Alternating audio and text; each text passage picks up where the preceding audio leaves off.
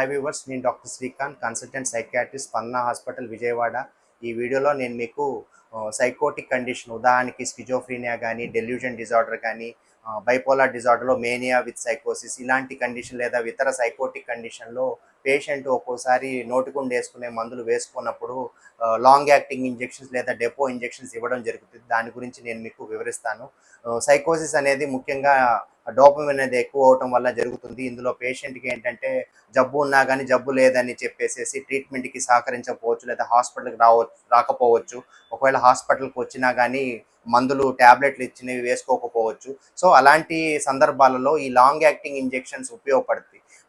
ఇది ఎక్కడ ఇస్తారంటే, ఇందాక చెప్పినట్టుగా నోటిగుండు వేసుకునే మందులు వేసుకోకపోవటం, లేకపోతే మందులు వేసుకున్నప్పుడు ఏదైనా సైడ్ ఎఫెక్ట్స్ వచ్చిందని చెప్పి మానేసేయటం కానీ, లేకపోతే వాళ్ళు మందులు వేసుకొని మార్పు వచ్చి బాగున్నా కూడా వాళ్ళు చేసే పనులు, రోజువారీ చేసే పనులు చేసుకుంటూ మర్చిపోవడం జరగటం కానీ, ఇలాంటి సందర్భాల్లో మనం ఈ ఇంజెక్షన్స్ ఉపయోగపడుతుంది.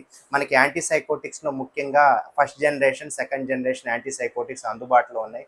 అందులో ఫస్ట్ జనరేషన్లో ముఖ్యంగా ఫ్లూఫెనజిన్, ఫ్లూఫెనతిక్జాల్, జుక్లోపెంతిక్జాల్, హాలోపెరిడాల్ అనే మందులు ఇంజెక్షన్ రూపంలో అందుబాటులో ఉన్నాయి.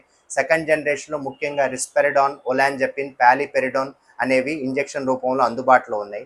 ఇవి 15 నుంచి 20 రోజుల లోపల ఇవ్వచ్చు, లేదా నెలకు ఒకసారి ఇవ్వచ్చు. సో ముఖ్యంగా ఫస్ట్ జనరేషన్ యాంటీసైకోటిక్లో మనం ఎక్కువ శాతం 15 నుంచి 20 రోజుల్లో ఇవ్వడం జరుగుతుంది.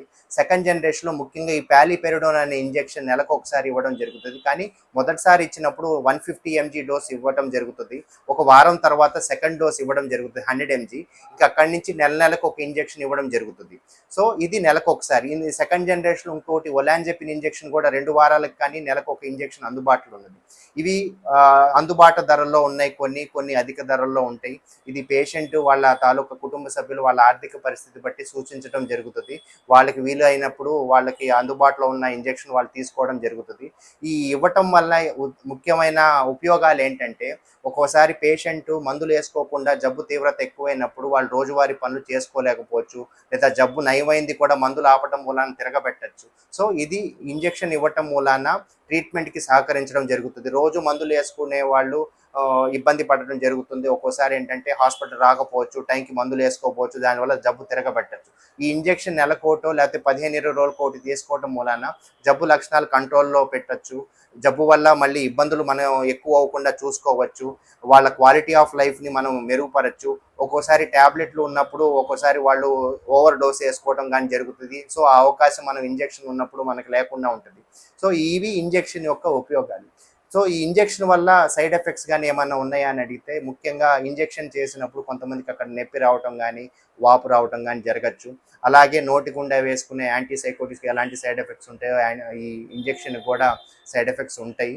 కానీ ఇవన్నీ డాక్టర్ సంప్రదించి చూసినట్లయితే వాటిని నయం చేయవచ్చు. ఇబ్బంది పడాల్సిన అవసరం లేదు. ఎవరైతే సైకోటిక్ కండిషన్లో స్కిజోఫ్రీనియా కానీ, డెల్యూజన్ డిజార్డర్ కానీ, ఇంకా వేరే సైకోటిక్ కండిషన్లో మందులు వేసుకున్నప్పుడు కుటుంబ సభ్యులు పేషెంట్ని డాక్టర్ దగ్గర తీసుకొస్తే వాళ్ళకి ఈ ఆప్షన్ కూడా వివరించడం జరుగుతుంది. ఇది ఇవ్వటం మూలాన వాళ్ళు రోజువారీ పనులు చేసుకుంటూ వాళ్ళ రెగ్యులర్ లైఫ్, ఫ్యామిలీ లైఫ్ని పని చేసుకుంటూ లీడ్ చేసుకోవటం ఉపయోగపడుతుంది.